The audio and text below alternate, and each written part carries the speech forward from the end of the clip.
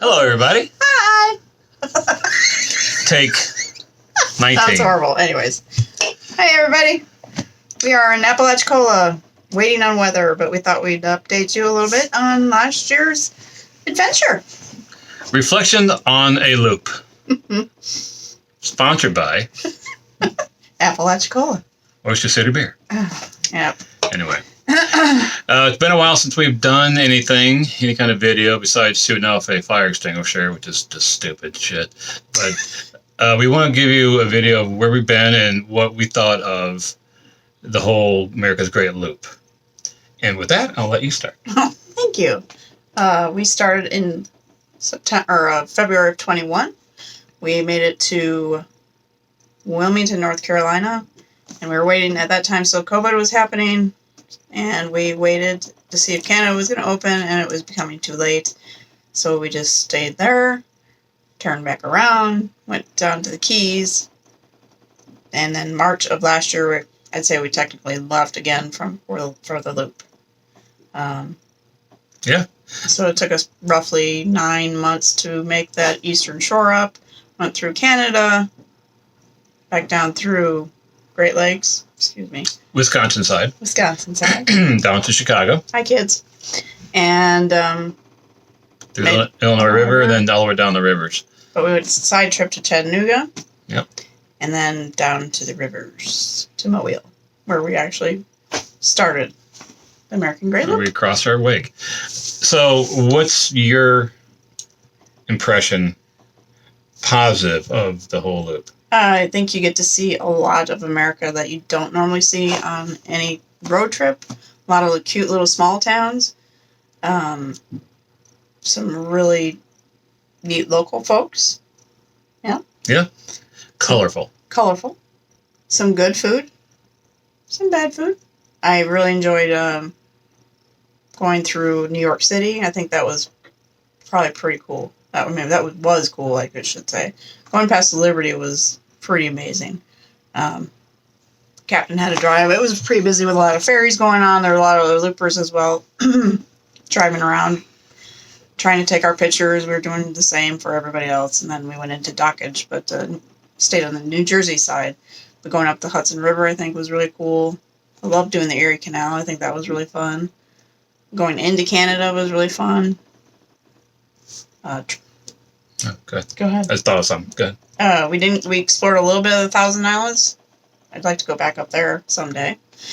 Trent Severn, up to Canada, Ontario, and then down to enjoyed the Great Lakes, Wisconsin side. All right.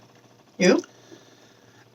Thoroughly enjoyed the whole state of New York. It was gorgeous up there.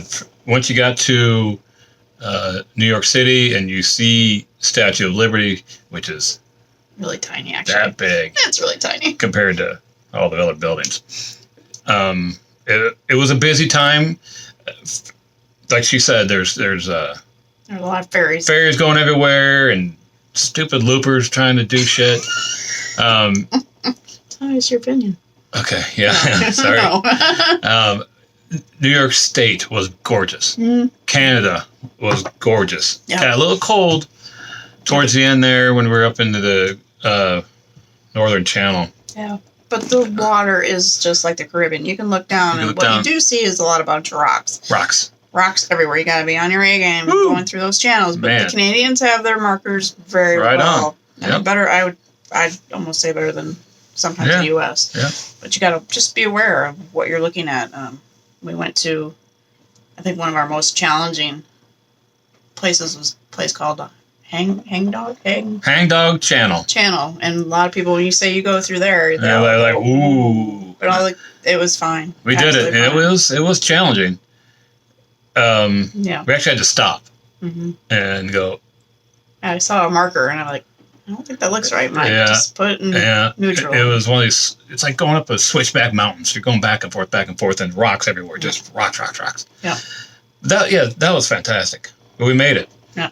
I think the whole state of New York, Canada, and side trip into Knoxville or towards Chattanooga We didn't go all the way to Knoxville, but just amazing. Knoxville, or the Chattanooga, Tennessee River, gorgeous. Mm. We were there at fall time, so the trees were. That's pretty. It was gorgeous. I just wish we could just get the boat there without having to go through miles and miles of really nothing, or smelly Chicago, Illinois River, or Peoria, you know? Yeah. And maybe do it without, this year's it was crowded. So, yeah. There were a lot of loopers. We experienced a lot of times where the reason we chose the Wisconsin side because there was so many people going down the Michigan side. We were slightly afraid that we wouldn't find a dockage, which is not true, according to a lot of people who will tell you otherwise. But we chose the Wisconsin side, well, for several reasons.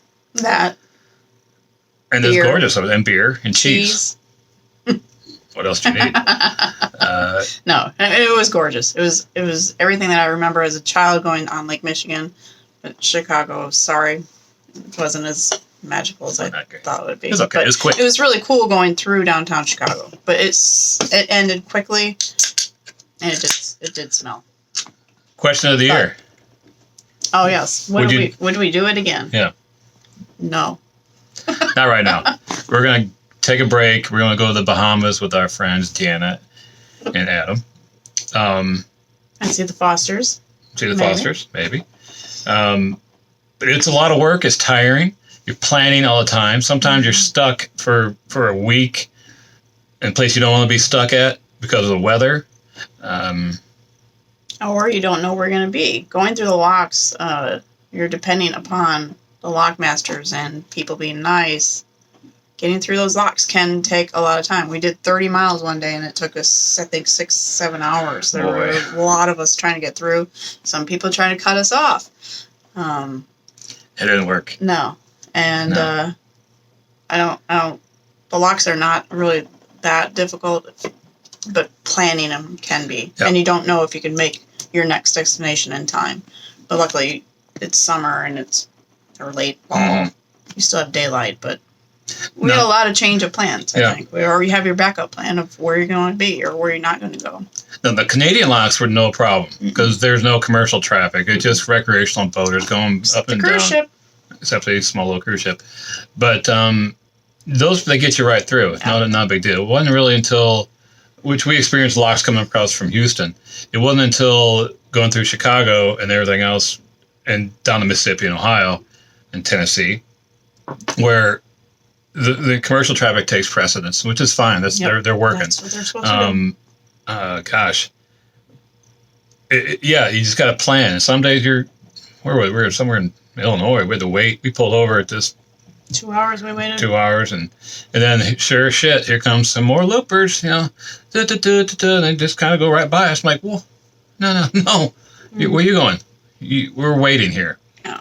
And then somebody tries to talk on the radio. This is all the negative part that I kind of got pissed off at. You know, when there's a bunch of boats coming into a marina and they call a mile out and the radio doesn't work. The kid doesn't go that far sometimes. And it's frustrating. I'm ahead of you jackass. And I should stop drinking. And, they're like, that's fine. Hey, what are you doing? So there's a lot of little things like that kind of really irritated me. Ruin your day. Yeah. And I think, people say, oh, the best part of the loop is the people you're going to meet. Look at that shit. Yeah, I think that'd be great if we were probably 15 years older than what we are, because that is the average age, probably at least 70. Yeah, probably. 65 to 70. But that's when they can do it. When they can do it, and that's their dream, and that's fine. Good for them. But if we got asked again, oh, you're kind of young to be doing the loop, compliment or are you jealous? Sorry. Yeah, but we just didn't. Are we couldn't do the loop again? No, we just couldn't relate to most of the people that were on the loop. Are we boaters? Yes, but the older you get, the less filter you have, and these people are just they're. I'll stop there. Right. But yeah, maybe when we're 65, we'll do it again. Maybe. I think we need to do it before that. Yeah. Only because you have to be a little bit physical. There are days. Yes, there are. During the locks, there's nobody there going to help you. You have to throw the rope over. Did we miss a few? Yes. Yeah. Even in Canada, they're very helpful in Canada, though. Not even in the locks. Just docking at a marina. A lot of places don't have dock hands. You got to do it yourself. You got to figure out how you're going to get that boat to that dock in this wind, in the conditions. And we learned. Yep. We've gotten way better at it. Yep. I'm proud of us for doing that. So that was it was a big accomplishment. Another big accomplishment was getting the whole 8,000 miles and no damage to the boat.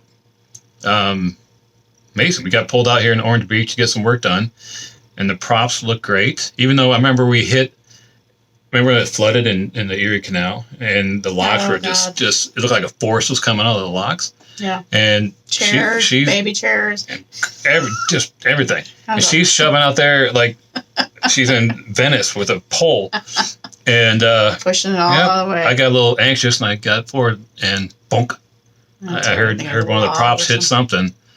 No damage though. No. Mississippi too. We had a little clunk in the Mississippi. Yeah. Probably a bag or whatever. So going down the Mississippi was, I think I can tell you one of my biggest fears I read forever on the loop, because it was going to be anchoring, which is fine, no problem. But we want to make sure we can get the dogs off, because they will not go potty on the boat, which is fine. We've never had any problems getting them anywhere. One place we had to trail for quite a while to get them off the boat.